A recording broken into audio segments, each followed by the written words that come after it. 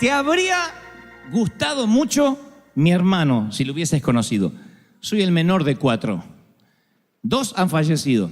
Queda el hermano mayor, Sergio, tiene 62 años, si no me equivoco. 62 o 63. Y yo que tengo 30. Pero uno de ellos, amé siempre a mis hermanos, pero uno de ellos te habría encantado. Porque siempre tenía un chiste a flor de labios. Y era de esos parientes que Dios nos regala, esos familiares que Dios nos lo da para que las fiestas no empiecen hasta que ellos no llegan. Son esos que son el alma de la fiesta. Él podía hacerse amigos de cualquiera, tenía un carisma que supongo que había heredado de mamá, de la vieja que siempre fue artista. Y él creo que tenía ese alma de artista.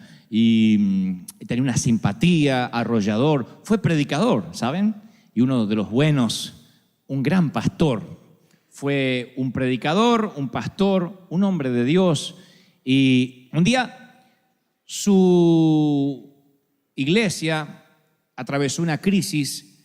Él no era el pastor principal, era uno de los pastores asistentes, técnicamente. Y el hombre falló, su pastor falló. Por alguna razón él no lo pudo superar. Por alguna razón se apartó del Señor y se fue de la iglesia. Primero dejó la Biblia, después dejó la iglesia, después dejó la comunión con el Señor y se fue para nunca jamás regresar.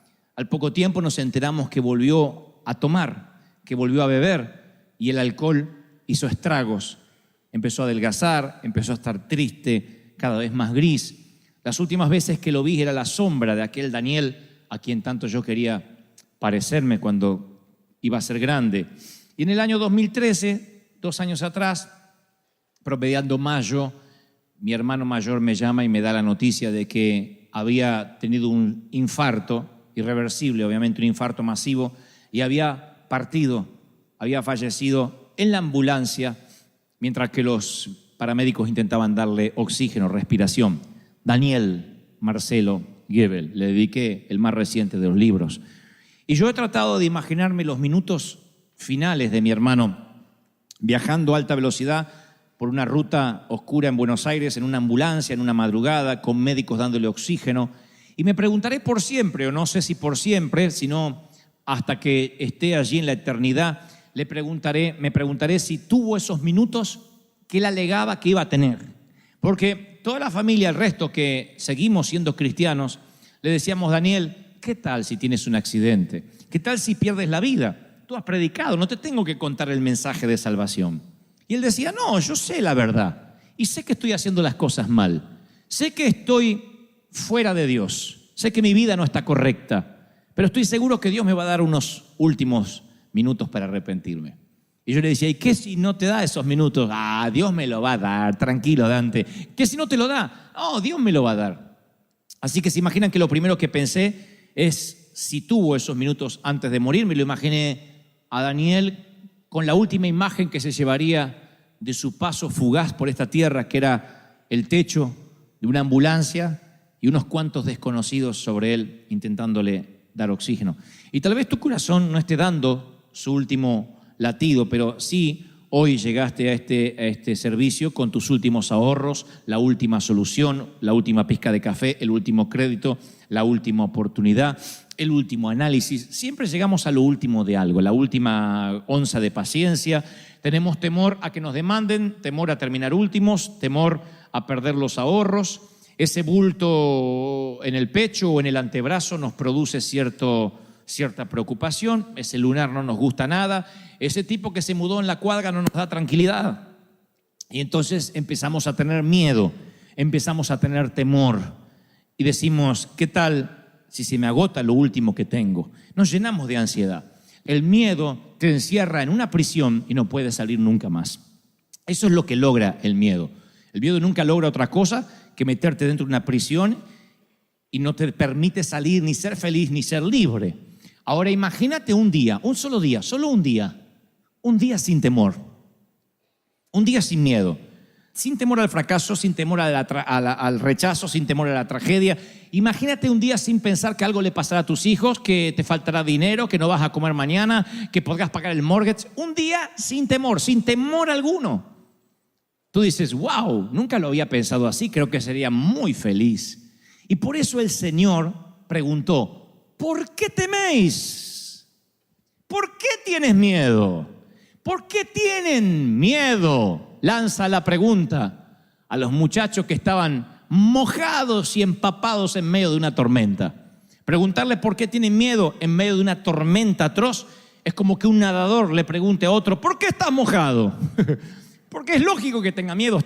Se supone que estamos en una tormenta y se supone que tengamos miedo. Los hombres escuchan la pregunta y están muy serios. El crucero acaba de convertirse en una pesadilla aterradora. Y así es como uno de ellos recuerda el viaje. Dice, luego el maestro Jesús subió a la barca y lo siguieron los discípulos. De repente se levantó en el lago una tormenta tan fuerte que las olas inundaban la barca. Mateo 8:23. Escuchen este detalle, no se lo pierdan, por favor. De repente, una gran tormenta se desató en el mar. No todas las tormentas vienen de repente. En la pradera los agricultores ven los cambios de nubes y dicen, me parece que va a llover. Los que saben de tormentas dicen, mi mamá decía, me está doliendo la cadera, va a llover.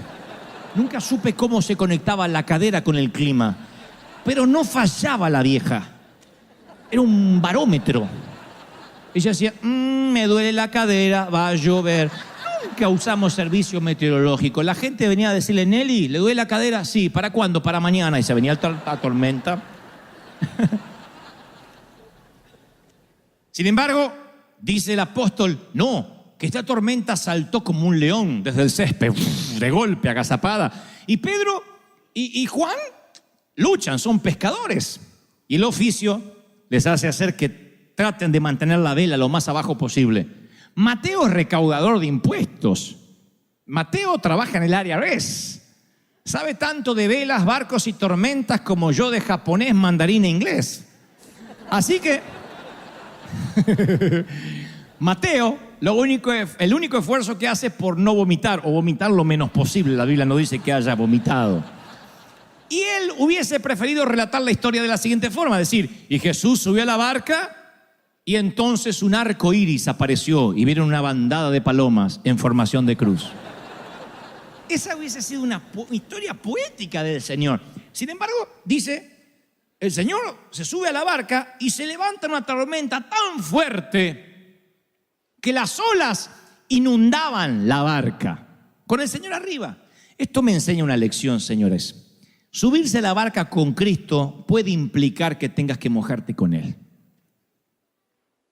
Y no aprender o no entender este principio o este concepto básico nos causará muchos dolores de cabeza. Yo provengo de una iglesia donde se nos enseñó que si tu vida empezaba a tener tormentas es porque te habías alejado del Señor.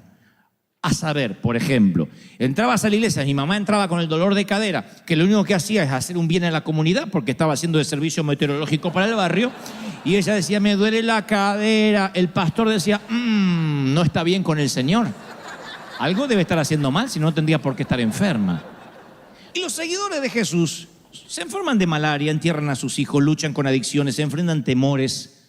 No es la falta de tormenta lo que los distingue, sino que Jesús está en medio de esas tormentas. No es que no van a tener tormenta, porque cuando nos enteramos que un misionero fue ajusticiado, o que perdió uno de sus hijos, o que un cristiano tuvo un accidente, decimos, ay, ¿cómo Dios? Pero eso es lo que no entiendo de Dios, si servía al Señor. La Biblia no dice que estaremos exentos de tormentas, pero sí promete que nada nos puede pasar si Él está en la tormenta. Y ustedes dicen, pero ¿cómo no me puede pasar nada malo si les pasa cosas malas? Pero el Señor vuelve a decir, quiero que entiendas lo siguiente, a lo mejor la tormenta es espantosa, a lo mejor la nube se pone tan negra que dices voy a morir, pero nada va a salirse de mis manos ni de mis planes porque yo estoy al control y yo soy el que invito. ¿Lo creen, sí o no? Ahora, dice Marcos agrega unos detalles muy curiosos. Dice, Jesús estaba en la popa, durmiendo sobre un cabezal. El cabezal no es un almohadón mullido, no es un cojincito. Es una bolsa de cuero llena de harina que se usa para estabilizar la barca, que lo suelen utilizar todavía los pescadores del Mediterráneo. Así que estaba con la cabeza durmiendo allí, y esa siesta preocupa a sus discípulos. Y le dicen, esto es lo que le dicen: Maestro, ¿no ves que perecemos? En otra versión dice, ¿no tienes cuidado de que nos morimos? Versión Dante habla hoy, ¿te importa un cuerno que nos vamos a ahogar? ¿No te importa? A mí me suena como esa reprimenda de algunas mujeres que dicen, ¿ves? Nunca cambias. Como si ellos tuviesen un background para decir eso. ¿Ves? El mismo sucio. ¿Ves? El mismo muerto de hambre. Es como que no te importa, como diciendo, ya es la tercera, cuarta vez que te enganchamos que no te importa. No tienes cuidado. Eso es lo que hace el temor. El temor lo que hace es sacar nuestros colmillos, porque el temor corroe nuestra confianza en la bondad de Dios. Lo erosiona. Nos va drenando nuestra confianza en la bondad de Dios. Nos llenamos de miedo y perdemos el control. Y perder el control es lo que más miedo nos da cuando no tenemos el control de las cosas. Mamá, además de ser madre, esposa, hija y abuela, era controladora de la vida de todo el mundo. Ella podía controlar todo. Todo lo que había en su universo, que era el techo de la casa donde yo vivía, estaba bajo su control. Lo que se iba a comer, el calzón no se cambiaba si mamá no lo disponía. Ahí no se bañaba cuando alguien quería bañarse, si mamá no daba la orden. Y papá entendió eso desde que se casó con mamá. Por eso papá acuñó la frase, no sé, pregúntale a tu madre. Esa era la frase. Papá se declaró incompetente en la causa desde que se casó con la vieja. Dijo, la vieja decide, yo apruebo o desapruebo. Igual no importaba lo que dijera el viejo, porque la vieja era la última palabra. Había hablado Fidel Castro en Cuba cuando mamá hablaba. Esa era mamá. Una persona así puede manejar un automóvil, un submarino nuclear y pilotear un avión, un cazabombardero, pero nunca tenerla de copiloto porque te enferma, aunque seas un monje tibetano. Te enferma. Mamá mantenía una charla conmigo, con mi hermano, y le decía, cuidado viejo, dobla viejo, poné la luz de giro. El clic, la baliza, por favor. Cuidado, stop, frena, está frenando el de allá. Date vuelta, dobla, para acá no. Mi papá nunca necesitó un GPS. Mamá le decía, dobla derecha, a la izquierda, 3 cuadras, me duele la cadera, va a llover. Todo. Mamá era una controladora, una enferma del control. Entonces papá ya se había acostumbrado, que ella manejaba y hacía todo, y dobla cadera, ella hablaba, todo, quería controlar todo. Un día le manoteó el volante al viejo. La única vez que vi a mi papá enojado. Le agarró el volante y dijo, acá, no me toques el volante. Ni a mí me defendió así mi papá en la vida cuando le tocaron el volante. Hasta ahí llegó la vieja, porque la mamá sabía que mucho no podía tampoco estirar el elástico. Hasta ahí llegó, dijo, epa, nunca más le tocó el volante, pero igual, por telepatía se lo manejaba así. Y él doblaba. Mamá nunca hubiese podido subir un avión. Porque en el avión, aunque es el medio de transporte más seguro, no tenemos control de nada. Nos quedamos allí, nos ajustamos el cinturón, no hay control de nada. Vas así, y uno no puede ver el piloto. Mamá lo que hubiese hecho. Mi mamá, miren, yo creo que ni Al Qaeda hubiese logrado lo que logró si mamá estaba en ese avión. Mamá hubiese tenido el control de todo. Cuando perdemos el control nos llenamos de temor. Perdemos el control de la salud. Perdemos el control de las finanzas. Mientras tengamos un poquito de control, la fe no es tal. La gente dice, no, yo sé que Dios me va a sanar. Aparte me dijo el médico que con este medicamento, con esta quimio me voy a sanar. Yo sé que Dios está conmigo porque aparte me lo dijo el contador, que no todo está perdido, que puede arreglar todavía los papeles. Mientras que haya una esperanza de que todavía tengo el control, no tenemos temor. Pero llega un momento en que llega la carta del banco y te dice que estás fuera, que eres historia, 5 días para desalojar. o el diagnóstico. No podemos hacer nada. Vaya a casa y pase los últimos días con su familia. O el día que nos enteramos de que el amor se fumó.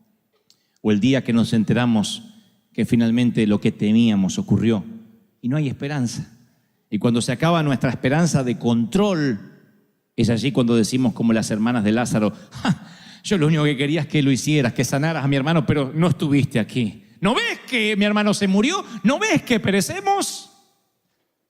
Y la fe de resurrección es la que abandonamos. Pensamos que el Señor, hasta Dios tiene un límite. Hasta Dios puede hacer milagros, pero bueno, no tan al límite. Y yo recuerdo de mi mamá todas las frases que ella tenía, una detrás de la otra, muchos clichés, muchas frases. Y Jesús le declaró la guerra al temor, al punto tal que él mencionó 125 oraciones en modo imperativo, de las cuales 80 tienen que ver con no temas, no tengas temor, no te inquietes. Y en toda la Biblia, desde Génesis hasta Apocalipsis, la palabra no temas figura, adivinen, 365 veces. Podría figurar 364 veces si estaría bien, o ¿qué tal 366? Pero solamente aparece no temas y es la única frase que se repite 365 veces. Eso tiene que tener una explicación. Y la primera que se me ocurre es la que se te está ocurriendo a ti también. Hay un no temas para cada día del año, desde el 1 de enero hasta el 31 de diciembre. No temas, no temas, no temas. Alguien necesita oírlo. No tengas miedo.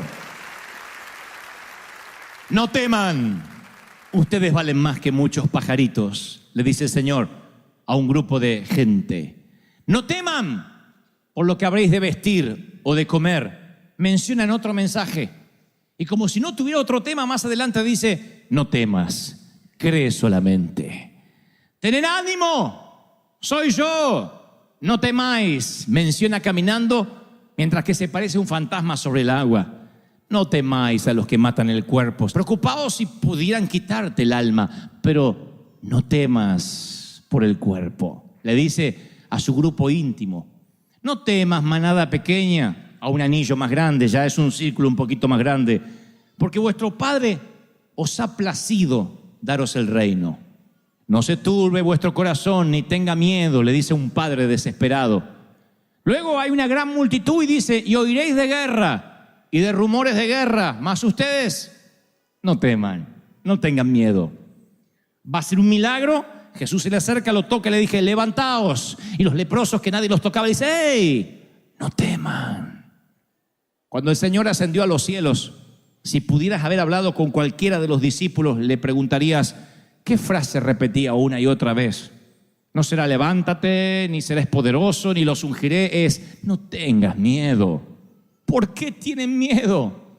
Hombres de poca fe. Yo estoy en la barca, estoy en tu vida. ¿Me veas o no me veas? Y si cuando a la altura de los ojos me tratas de buscar y no estoy, búscame entre los cabezales, quizás esté echando una siesta. Si no estoy en estribor, estaré en la proa, a babor, en algún lado en el barco, pero no me bajo del barco si tú estás arriba. Y más, si yo te invité a navegar, yo no me bajo del barco. No tengas temor.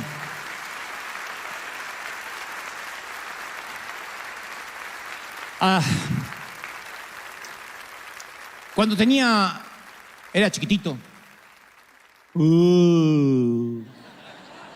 6 años de edad, insistí por mirar una serie de televisión en la República Argentina que era conducida por un actor y además guionista llamado Narciso Ibáñez Menta. Pueden buscarlo, googlearlo, Narciso Ibáñez Menta. No era tanto las teleseries que producía en Argentina, sino la forma de presentar. Él aparecía con una vela en la mano, con una capa negra, tenía una barba en punta, flaco, esquelético, y decía: voy a presentarles una historia que le pondrá los pelos de punta.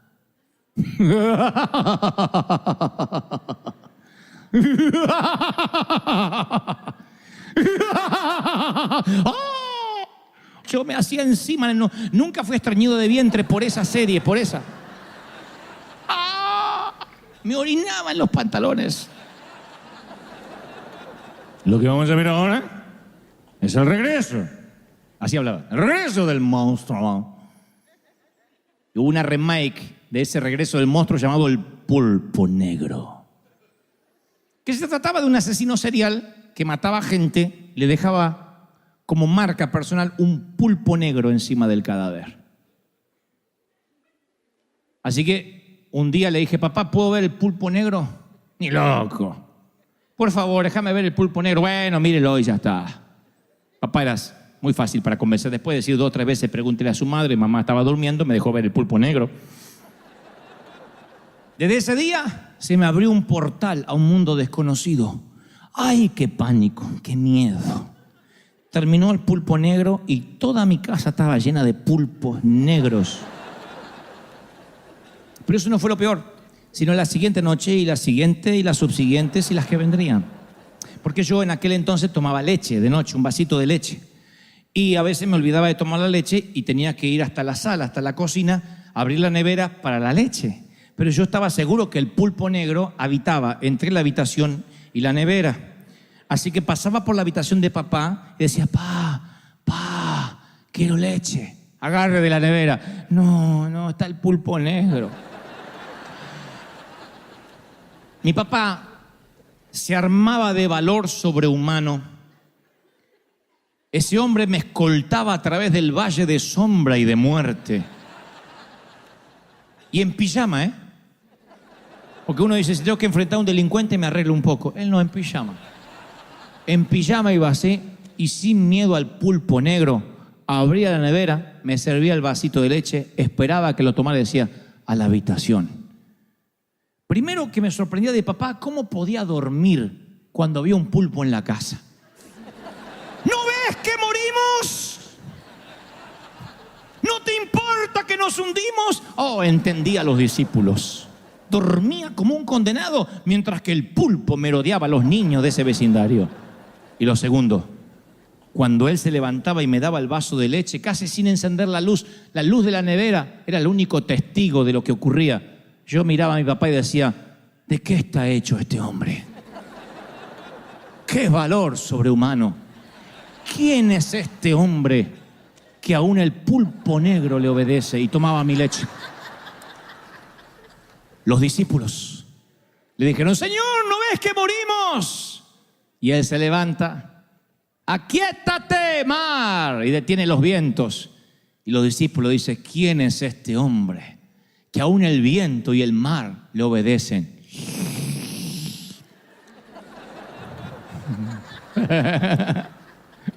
¿Entendieron? El Señor ve tu tormenta, tu crisis, como mi papá el pulpo negro. No tienes que tener temor. Él se levantó, reprendió los vientos y al mar y les dijo, aquíétense. Y ellos dijeron, wow, ¿de qué está hecho este hombre? Mis queridos, ese Dios que transformó una tormenta en una cálida tarde primaveral, estoy seguro que le dio una oportunidad a él, Daniel, a nuestro Daniel, a mi hermano. Yo estoy seguro que él lo último que vio fue el techo de la ambulancia. Pero lo próximo que vio inmediatamente fue el brazo del Señor rescatándolo. ¿Por qué lo sé? Porque no importa cuánto dure una tormenta, si el Señor está allí. Y mi propio hermano decía, yo sé en lo que he creído. Sé que estoy haciendo las cosas mal, pero sé la verdad. Mi otro hermano mayor, Sergio, me llama hace unos meses atrás y me dice, Dante, yo no soy místico, no soy de tener sueños, pero soñé a Daniel, o lo vi, lo visioné. Dijo, entró por la puerta de casa y no estaba flaco como cuando murió. Estaba como cuando tenía 20 y tantos años, con esos dientes blancos todavía. Y estaba vestido de blanco al tono, con un sombrero de capitán, como quien se va a navegar en un plácido velero en el mar Caribe. Entró y me dijo: Sergio, dile a todos que llegué y los espero. Y luego se dio vuelta, dice, y vi su espalda grandota, porque yo siempre lo veía flaquito a lo último, y él estaba con su espalda así, derechito, como un capitán, derechito así, se fue. Daniel, tal como yo lo admiraba, como ese gigante que era cuando yo era chiquito. Y cuando me lo contó mi hermano, me conmoví hasta lo más profundo de mi ser, porque le pregunté: Sergio, ¿y se estaba riendo? Oh, sí, Daniel siempre se ríe. No en los últimos años. No, pero sí estaba riendo con ese humor de siempre. Me dijo: estoy bien, los estoy esperando. Por eso estoy seguro que aunque Daniel vivió los últimos años en una tormenta, conociendo a Jesús, conociendo al capitán de los capitanes, estoy seguro que no se hundió. Estoy seguro que en el último minuto, ahí en la ambulancia, le dijo: ¿por qué tienes miedo, Daniel? No tengas temor. Y se fue a casa y me está esperando.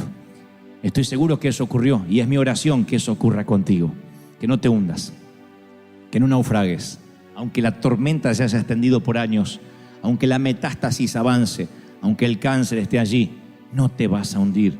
Te doy mi palabra de honor, que en el último minuto el capitán se despierta y te dice: no tengas miedo.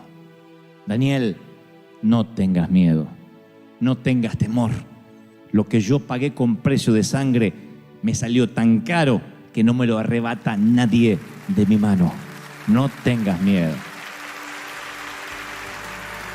Denle un aplauso de celebración al capitán de capitanes, al Rey de Reyes.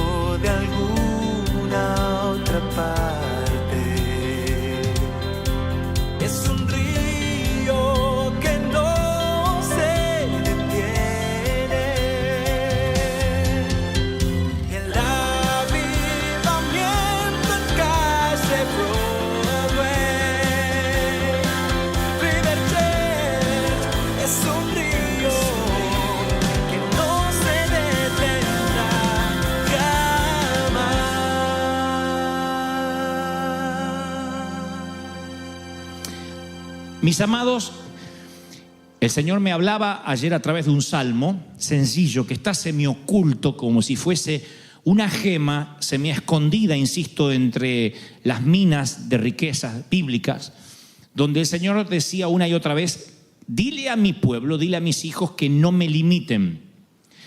Cuando uno dice no limites a Dios, en términos teológicos o escriturales, se nos ocurre pensar: nadie puede limitar a Dios. Dios es ilimitado, todopoderoso, omnisciente, omnipresente, omnipotente, está en todos lados, todo lo sabe, tiene todo el poder.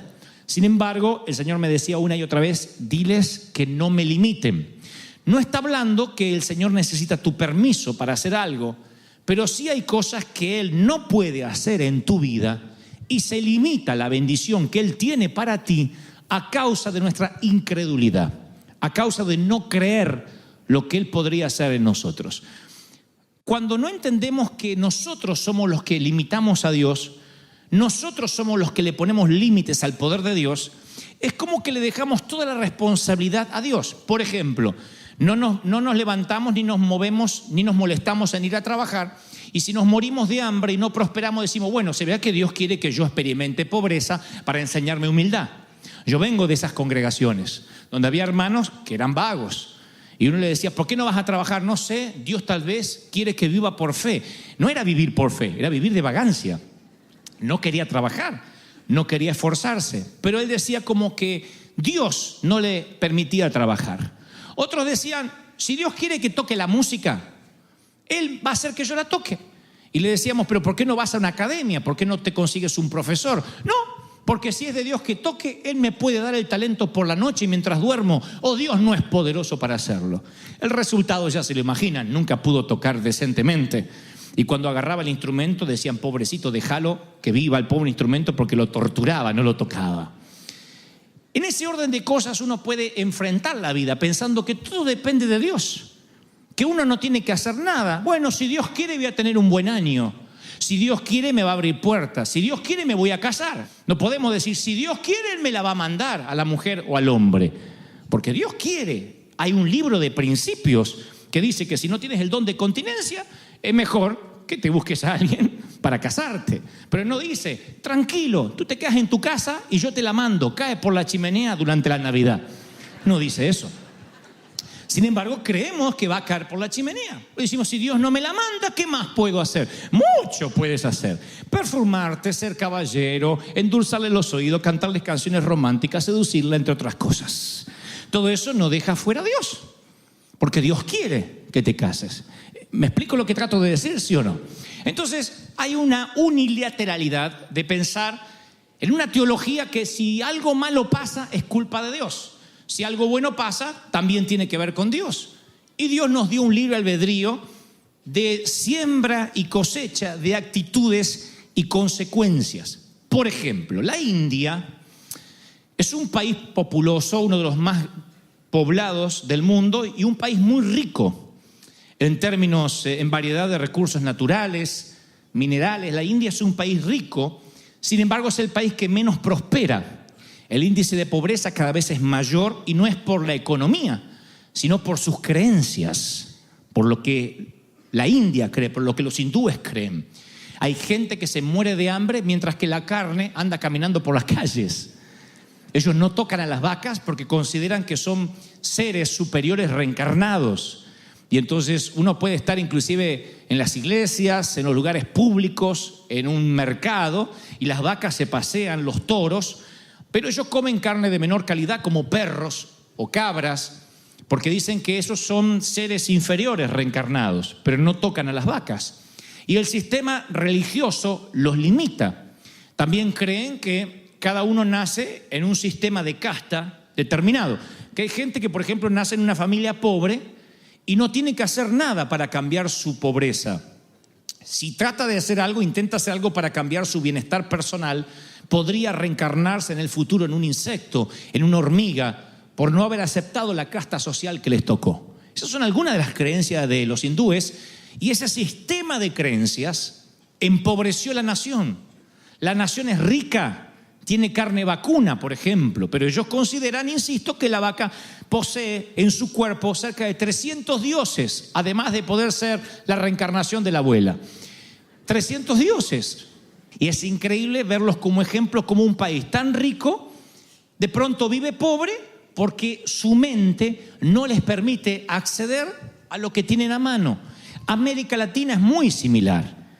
Entonces, cuando uno piensa qué es lo que ha asumido en la pobreza a nuestros países, uno inmediatamente empieza a culpar a los gobernadores, a los gobernantes.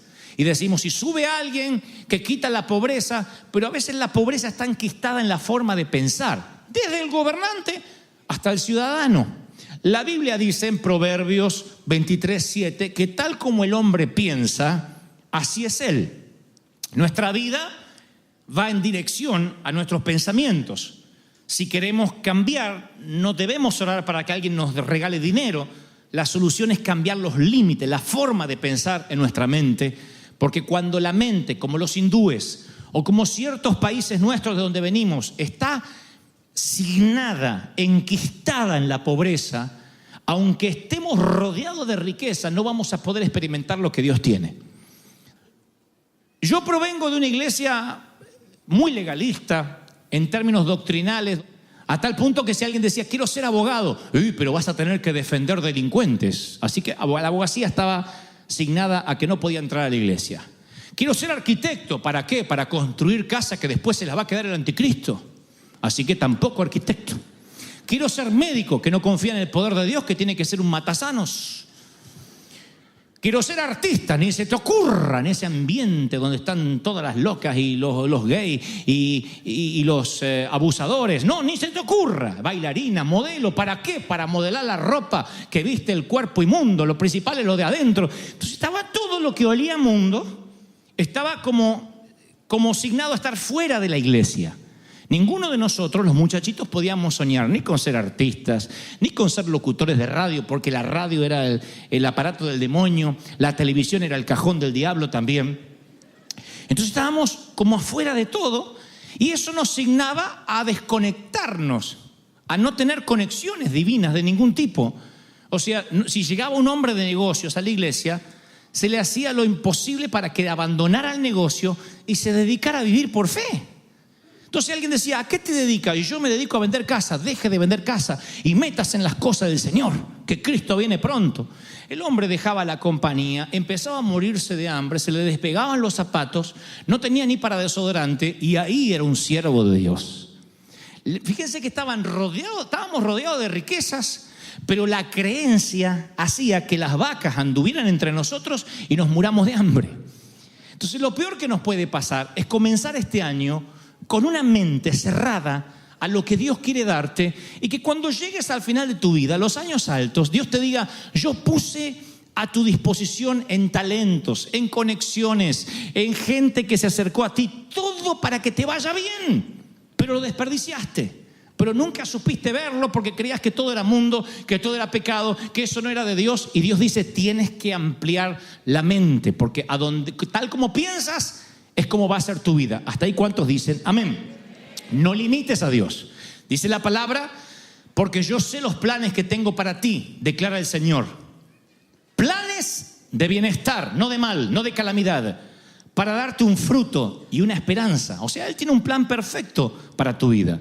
No importa si tu llegada al mundo fue prevista por tus padres o no. Dios dice, yo tengo un plan perfecto y no quiero que vivas por debajo del estándar que yo preparé para ti.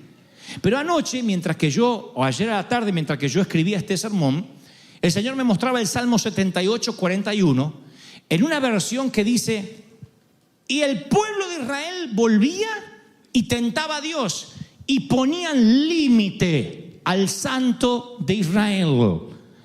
Era el mismo pueblo que de algún modo limitó a Dios, y por eso dio vueltas 40 años por el desierto, cuando quizá en 20 días o en un mes pudo haber llegado a la tierra prometida.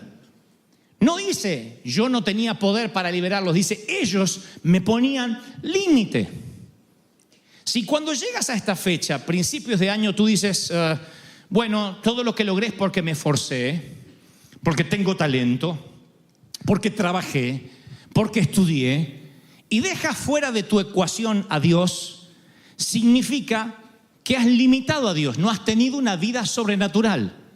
Y si no tienes una vida sobrenatural, alguien tiene que decirte que tienes una vida superficial. No hay una tercera vida. O vives sobrenaturalmente o vives carnalmente. O vives lleno de Dios o vives lleno de tu esfuerzo, dejando fuera a Dios. Y si dejas fuera a Dios, estás limitando lo que Dios podría hacer sobrenaturalmente contigo. ¿Me estoy siendo claro, sí o no? Si tú dices, bueno, yo trabajé mucho y por eso me pagan, porque me esforcé, lo cual está bien, porque Dios bendice al varón esforzado y valiente. Pero si Dios te llama a hacer algo, y esto lo dije en varias ocasiones, lo diré otra vez, siempre va a llamarte a que hagas algo que es más grande que tú mismo. Si es algo que tú puedes hacer, dudo que sea Dios quien te habló. Siempre que Dios te llama a hacer algo, siempre tiene que ver con algo que no podrías hacer con tu propio esfuerzo, con tu propio talento. Si haces cosas con tu talento, con tu esfuerzo, está bien, pero eso no significa que Dios se haya metido en tu vida. Lo más probable es que lo estés limitando a Dios. Dios dice, te bendije este año porque te esforzaste, pero si hubieses vivido en la sobrenaturalidad que yo tengo para ti, a lo mejor serías 10 veces más próspero de lo que eres. A lo mejor serías mucho más feliz de lo que eres, pero lo estás haciendo con tu esfuerzo, limitando lo que yo tengo para ti. ¿Me siguen hasta ahí? Díganme amén. Cuando limitamos a Dios es que lo dejamos fuera. Les pongo un ejemplo. Quien me conoce ahora, a mí, que soy hablador y que me atrevo a cantar y a actuar y me cuelgo de las cosas y hago un montón, dice, qué hombre libre y carismático que nació desde chiquitito en la cuna, andaría haciendo monadas. Sin embargo, los que me conocen de años saben que si no fuese por el toque sobrenatural de Dios, yo hubiese sido un bichito totalmente insociable. No podía hablar. Sé que contarlo ahora pareciera como un cliché. Todos los predicadores dicen eso. De verdad, Dios no me deja mentir. Nunca pude expresarme, nunca pude hablar en público. Por años sufrí bullying toda la adolescencia, toda la juventud. Nunca fui popular. Se me trababan las palabras, tenía problemas de dicción. Estaba condenado a ser una persona condenada, insisto, al ostracismo, a no hablar, a no relacionarse. Pero fue el toque sobrenatural de Dios, la mano de Dios que hizo. No fue mi talento, fue un don del Espíritu, un manto que vino sobre mí, que todo lo que había dentro, como un día dijo la vieja, se destapó y salió. Y eso sobrenatural me ha ayudado a inspirar a otros a poder lograr lo que tienen que lograr en Cristo. Miren, mi pregunta es, ¿puedes reconocer la sobrenaturalidad en tu vida ahora mismo si te lo preguntara? Si te dijera, ¿qué es lo sobrenatural que no podrías hacer? Que tú no eres tan listo para hacer, a no ser que sea por Dios. ¿Cuántos podrían responderme, sí, esto no estaba en mí, no está en mí, nadie me lo enseñó, vino como un don del Espíritu? Eso es lo que hace que no limites a Dios. Todo el resto no nos diferencia de los mundanos. No nos diferencia de los inconversos. Los inconversos estudian, se preparan, se capacitan, son buenos, mediocres o malos abogados, pero depende de cómo se prepararon. Yo creo en la preparación, yo creo en el estudio, en la intelectualidad, pero es indistinto a que Dios esté limitado o no esté limitado si es que no le das lugar a la sobrenaturalidad divina. ¿Me siguen hasta ahí? Dígame amén. Ahora, si cuando llega el domingo por la tarde, ante la cercanía del lunes, estás maldiciendo por la semana que está por comenzar, es porque estás limitando a Dios y no estás viviendo en plenitud el lugar donde por el momento o para siempre Dios te ha puesto. Dios te puso en un lugar. Cuando tú esperas el viernes y te arrastras durante toda la semana esperando el fin de semana, es porque no estás viviendo en el designio de Dios, no estás activando las bendiciones de Dios para tu vida. Así es cuando Dios escucha tu queja. Cuando te levantas a la mañana, el lunes, levantar estos críos otra vez, cocinar, ir a este trabajo, ¿cuándo me vas a sacar acá? Dios dice lo mismo, listo, te dejo sin trabajo para que disfrutes. Y después decimos, el Señor dio, el Señor quitó. Tu abuela, te lo quitaste solo. Porque cuando no valoras lo que Dios te dio, ahí es cuando decimos, el Señor es soberano. No, tú generaste las propias consecuencias. Cuando uno es agradecido a Dios por lo que tiene, uno bendice que comience la semana. Qué bueno, empieza la semana. ¿Por qué? Porque es un día menos para tu sueño. Porque cada día te acerca más a tu esperanza. Porque esa luz que estaba allá a lo lejos cada vez está más cerca. Otros dicen, sí, pero ¿y si esa luz es un tren que viene de frente? Porque hay gente así. Miren, no hay nada mejor que estar en el lugar correcto. Estábamos en Bogotá, Colombia, hace unos años y tenía que dar una conferencia por la noche. Y mi coordinador Sergio me insiste para que vaya a un desayuno de gente de negocios por la mañana. Era un cónclave de médicos. Así que en un momento yo empiezo a hablarles acerca de la vida. Y cuando termina el desayuno, viene una dama que se acerca llorando y dice, ¿sabe? Anoche por la noche me acosté diciendo, Dios, ¿existes o no existes? Porque gracias a Dios yo soy atea, me dijo. Pero anoche me agarró la duda, sin saber que usted iba a venir. ¿Existes o no existes? Así que me fui a dormir. Y por la noche sueño con un barco. Era una gran embarcación. Y ese barco iba destino a un lugar, parecía como un puerto muy bonito. Y yo estoy en el barco, estoy viéndome ahí. Y digo, ¿quién me trajo aquí? ¿Hacia dónde vamos? Y siento una voz que dice, busca al capitán. Él te hablará de mí. El capitán te llevará a casa. Y cuando busco, estabas tú allí como capitán, me dice. Yo te conocí anoche, en un sueño, antes de verte. Estabas vestido con un traje de capitán blanco, muy elegante. Y joven, por supuesto. Siempre aparezco así en los sueños. En los sueños tengo un arreglo con el Señor de aparecer de 30 y tantos años, siempre. Si sueñas conmigo, tendré 32 años en tu sueño. Así que aparecí con mis 32 años, impecablemente vestido de blanco, me sonreí y le dije, así es, te llevaré a un puerto seguro. Y ella me dijo algo como, dice en el sueño que me dijo algo, pero tú me llevarás a conocer a Dios. Oh, por supuesto, yo llevo mucha gente hacia Él. Así que ella se despertó diciendo, ¿quién es ese muchacho maravilloso que vi en el sueño? Y luego me ve personalmente y se choquea la mujer y ella estuvo llorando durante todo el desayuno. Y yo tuve la sensación tan grande de paz. No hay mejor sensación que pude haber abortado ese desayuno y no ir. Sin embargo, no hay mejor sensación de saber que Dios arregló una cita para que gente como esa mujer conociera a Dios y yo estaba en el lugar correcto, a la hora indicada, en el sitio oportuno. Ahí es cuando yo sentía que ni siquiera un desayuno deja fuera a Dios. Cuando uno no limita a Dios, vives la sobrenaturalidad de Dios.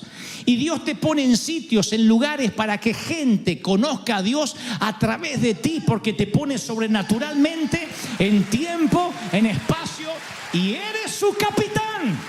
¿Cuántos dicen amén? Es algo maravilloso. Ahora, cuando uno limita a Dios y saca a Dios de la vida, uno inmediatamente se siente fuera de las grandes ligas del Señor. Y Dios dice, yo no quiero que te quedes fuera de lo maravilloso, porque pensamientos de bien tengo para ti, no de mal. Anoten esto para el Twitter. Muchos no permiten que Dios interfiera en lo que ellos creen. Muchos no permiten que Dios interfiera en lo que ellos creen.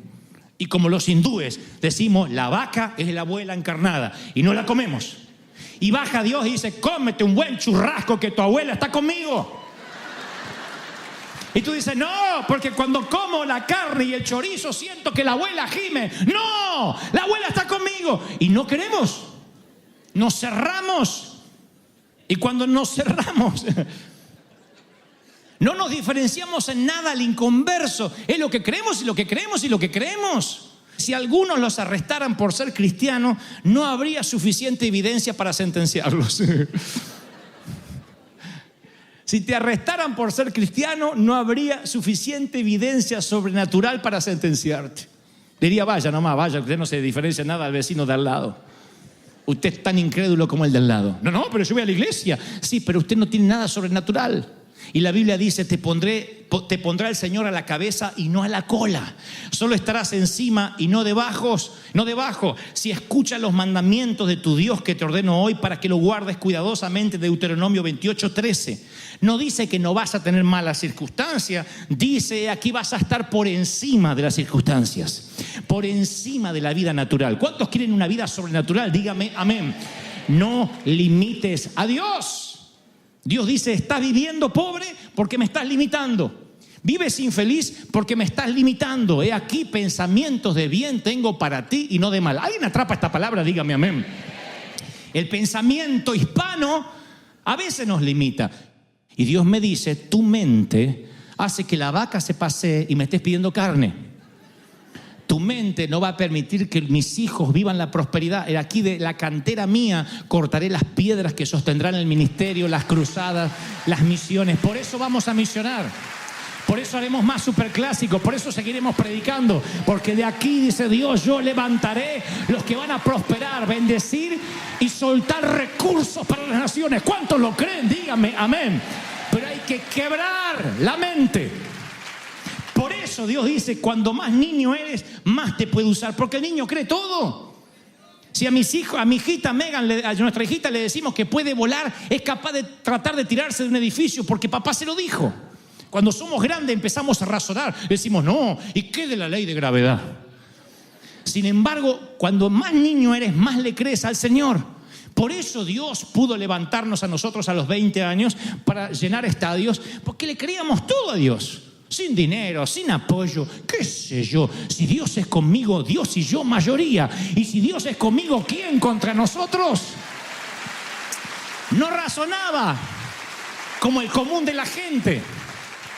Mis queridos, tu economía está controlada por la economía del cielo, no por el sistema del mundo. Alguien tiene que decir amén. No importa si las casas bajan, si las casas se desvalorizan, cómo está el mercado, Wall Street, dice el Señor, tú siembras y cosechas. Probadme si yo no abro las ventanas de los cielos. No depende de Bank of America, depende de las ventanas de los cielos. Y las ventanas de los cielos se abren cuando aplicas el principio. Alguien tiene que decir amén. ¡Aleluya! Por eso cuando crees que peor te está yendo es cuando más tienes que incrementar tu siembra, más le crees a Dios. Cuando peor dice me está yendo, dice yo voy a ir por el principio espiritual. Salmo 91 dice, ninguna plaga tocará tu morada.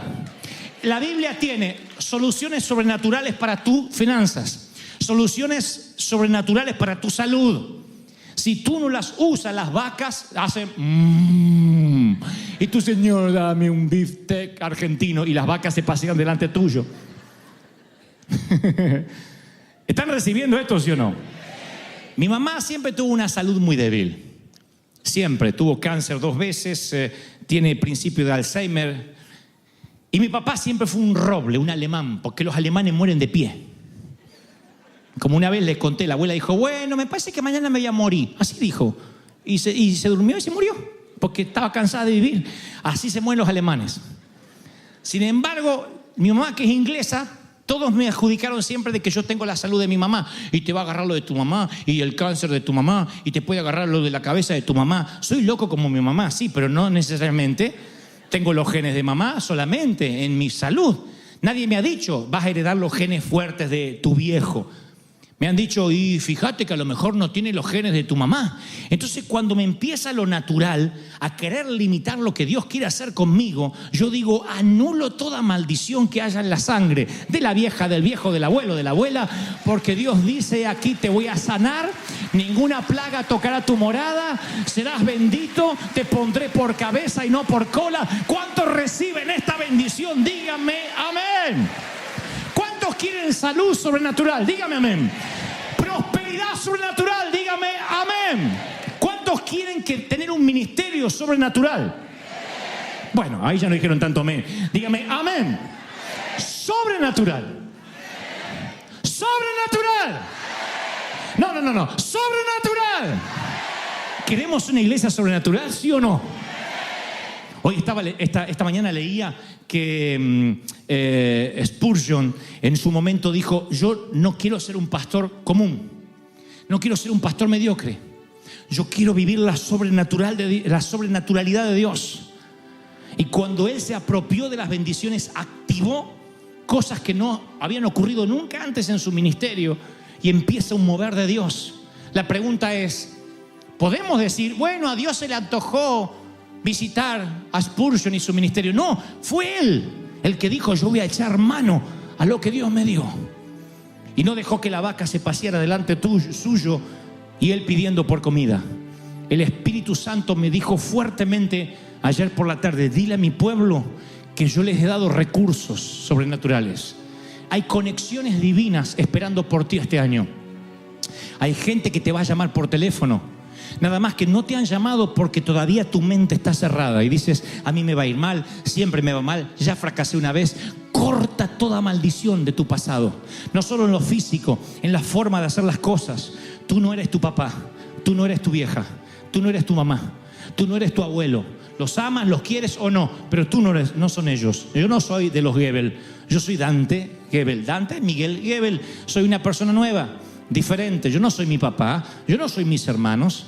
Yo no heredé nada más la sangre, pero el Señor hizo una transfusión divina y la sobrenaturalidad empezó a vivir en mí cuando yo creí lo que Dios había hecho en la cruz del Calvario. ¿Están recibiendo esto, sí o no? Entonces hoy es el día donde el Señor dice, este año va a ser tu año. Te voy a bendecir, te voy a abrir puertas, voy a abrir los cielos. Pero necesito, dice el Espíritu Santo, alguien necesita oír esto, necesito que active sobre ti lo sobrenatural que Dios ya te dio. Que tu creencia no le impida interferir a Dios. Que no limites al Santo de Israel. Dios dice: yo te quiero bendecir. Deja que Dios se lleve la gloria, no se la robes. En una noche Él te quiere dar lo que tú quieres conseguir con esfuerzo durante todo un año.